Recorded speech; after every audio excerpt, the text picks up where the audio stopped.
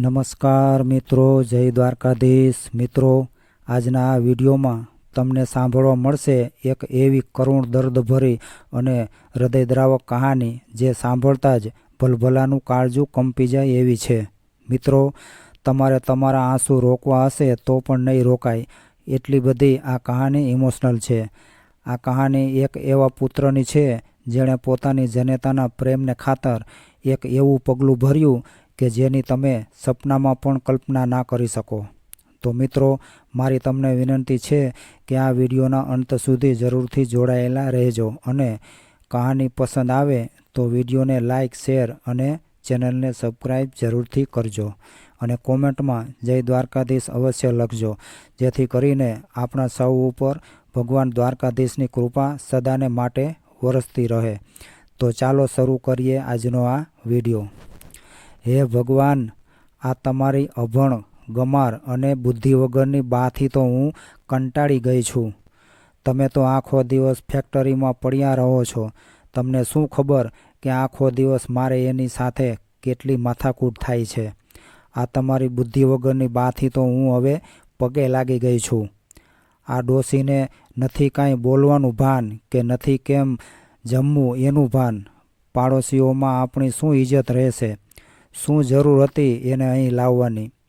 એક તો આ નાના બાથરૂમ જેવડું 3 BHKનું મકાન છે અને એમાં વળી આ તમારી ડોશી। હું તો હવે એનાથી સાવ વાજ આવી ગઈ છું।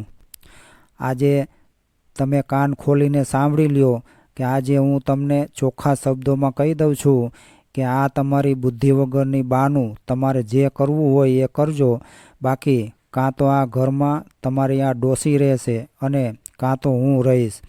હજી તો સમીરે ઘરના ઉંબરે પગ મૂક્યો જ હતો ત્યાં વિફરેલી વાઘણ જેવી એની આ અધર્મ પત્નીએ રામદેવના મરચા જેવી તીખી વાણીમાં એનું સ્વાગત કર્યું। સમીર એક સામાન્ય કંપનીમાં નોકરી કરતો મધ્યમ વર્ગનો માણસ હતો। લગ્ન થયા એને હજુ 1 વર્ષ પણ નહોતું થયું। કાળજાળ મોંઘવારી અને શહેરી જીવન વચ્ચે પોતાની જાતને ટકાવી રાખવા માટે એ આખો દિવસ દોડધામ કરતો। જેમ તેમ કરીને માંડ છેડા ભેગા થાય એવી પરિસ્થિતિ હતી। એમાં પાછા તેના બા ત્યાં રોકાવા આવ્યા। લગ્ન પછી થોડો સમય તો બધું બરાબર ચાલ્યું, પણ પછી ટીવીમાં આવતી સિરિયલોની જેમ એણે પોતાનો જાદુ ચલાવ્યો। સાંજે થાક્યો પાક્યો ઘરે આવે ત્યાં કંઈક ને કંઈક આગ લાગેલી જ હોય। ના પત્નીને કાંઈ કહેવાય કે ના એની બાને કાંઈ કહેવાય, અને અત્યારે પણ એ જ ચાલુ હતું।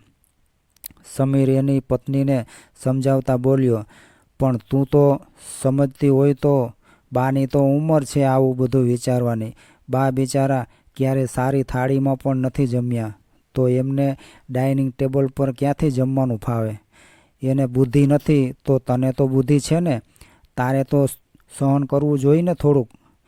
એટલે જ તો હું અત્યાર સુધી અહીં ટકી રહી છું, બાકી મારી જગ્યાએ કોઈ બીજી હોય ને તો ક્યારની જતી રહી હોય। આ તો મારા માતા પિતાના સંસ્કાર છે એટલે, બાકી આવી ડોશીને ઘરમાં તો શું, ઘરની આસપાસ પણ હું ફરકવા ના દઉં।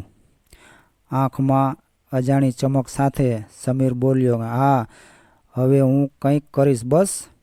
તમે મને કહેતા હતા ને કે આપણી વચ્ચે કોઈને નહીં આવવા દઉં, તો આજે તમારી આ બા જ આપણા બંનેના પ્રેમ વચ્ચે આવીને બેઠી છે। ચહેરા પર બનાવટી ઉદાસીનતા લાવીને એ બોલી, પ્લીઝ હવે તમે એનું કંઈક કરો। ઓકે સોનલ, આજે રાત્રે જ એનો ફેસલો લાવી દઈશું બસ। પછી આ દુનિયામાં માત્ર આપણે બે જ રહીશું, હું અને તું। પછી કોઈ તને હેરાન નહીં કરે કે તારી સાથે કોઈ માથાકૂટ નહીં કરે।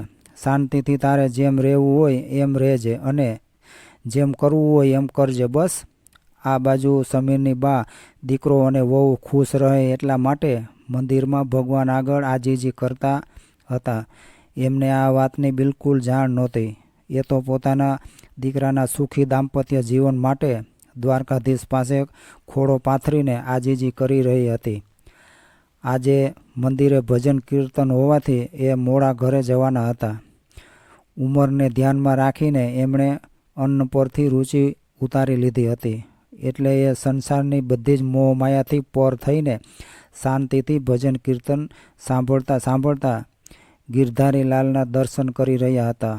પણ આ બાજુ એમને ઠેકાણે પાડવાનો પ્લાન ઘડાઈ ગયો હતો. તલવાર મ્યાનમાંથી બહાર નીકળી ગઈ હતી. એ લોહી તરસી તલવાર હવે કોઈકનું લોહી ચાખીને જ અંદર પાછી જવાની હતી. બસ હવે ઘરે રાહ જોવાતી હતી. એ ઘરડી માની એ આવે એટલે લોહી છાંટણા કરી નાખે. બસ પછી હંમેશને માટે શાંતિ. મંદિરે ભજન કીર્તન પૂરા થયા એટલે રાત્રે એ ઘરડી માં ઘરે આવવા નીકળી. રસ્તે ચાલતા ચાલતા ભગવાનના ગુણગાન ગાતા ગાતા મંદિરે આપેલી પ્રસાદીને હાથમાં સાચવતા સાચવતા એ માં અંધારામાં પડતી આંખળતી ચાલી આવે છે. પોતાના યુવાન દીકરાનો સહારો ન મળતા એ માં લાકડાની સોટીનો સહારો લેવા માટે મજબૂર થઈ છે. દીકરા, એ દીકરા, દરવાજો ખોલતો, બા એકદમ ખરડાયેલા અવાજે બોલ્યા. એને ખબર પણ નહોતી કે આજે આ દરવાજો એને એના ઘરે નહીં પણ સીધો જ સ્વર્ગમાં પહોંચાડવાનો છે. એ તો દ્વારકાધીશનું નામ સ્મરણ કરતાં કરતાં દરવાજો ખુલવાની રાહ જોઈ રહી હતી. ત્યાં તો દરવાજો ખુલ્યો. પણ દરવાજો ખોલ્યો કોણે? ત્યાં તો કોઈ નહોતું. દીકરો અને પુત્રવધુ ક્યાં હશે? ઉતાવળ હોય ને પત્નીની હૂંફ મેળવવાની. મારો દીકરો મને કેટલી સરસ રીતે સાચવે છે. બા આવું બધું વિચારતા વિચારતા પોતાની પથારી પાસે આવી પહોંચ્યા અને દ્વારકાધીશનું રટણ કરતાં કરતાં સૂઈ ગયા.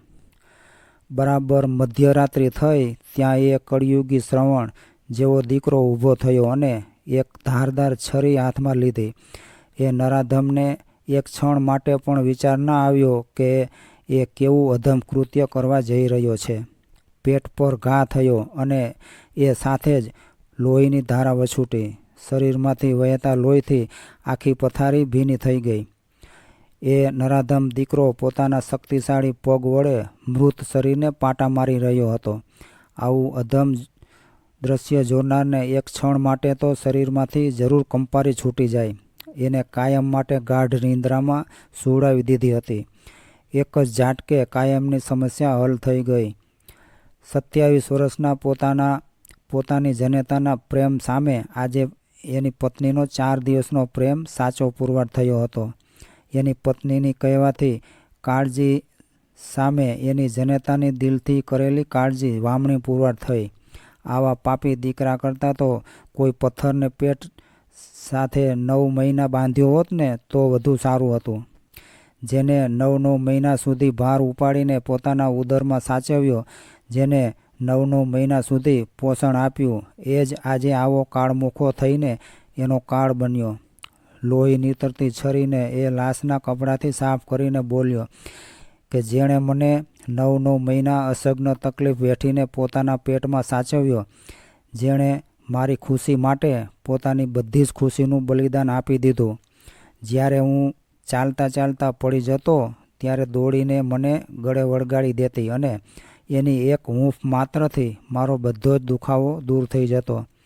જે પોતાના મોઢામાં મૂકવાનો કોળિયો મારા મોઢામાં મૂકી દેતી.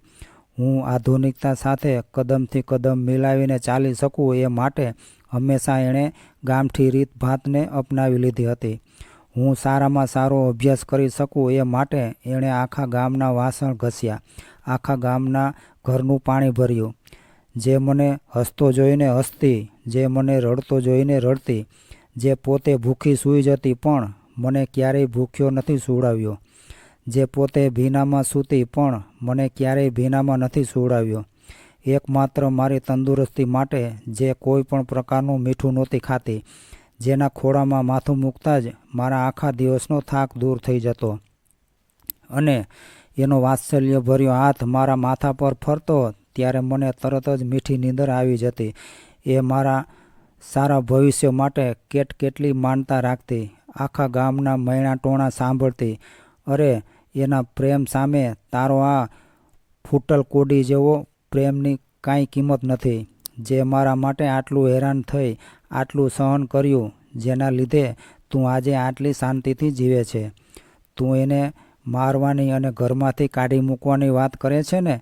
અરે તું તો એના પગના તળિયા ચાટવાને લાયક પણ નથી, હરામી. પણ તને એ બધી ક્યાંથી ખબર હોય? કારણ કે તું ભૂલી ગઈ હતી કે એ મને જન્મ આપનારી મારી જનેતા છે.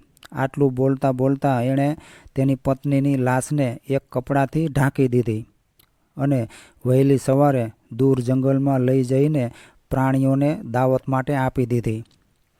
તો મિત્રો, આ હતી ઘોર કળિયુગમાં સતયુગના એક શ્રવણ જેવા દીકરાની કહાની. પોતાની જનેતા માટે પોતાની જ પત્નીને યમલોક પહોંચાડતા વિચાર ના કર્યો. તો મિત્રો, આજની આ કહાની તમને પસંદ આવી હોય તો વિડીયોને લાઇક, શેર અને ચેનલને સબસ્ક્રાઈબ જરૂરથી કરજો અને કોમેન્ટમાં જય દ્વારકાધીશ અવશ્ય લખજો. જય દ્વારકાધીશ.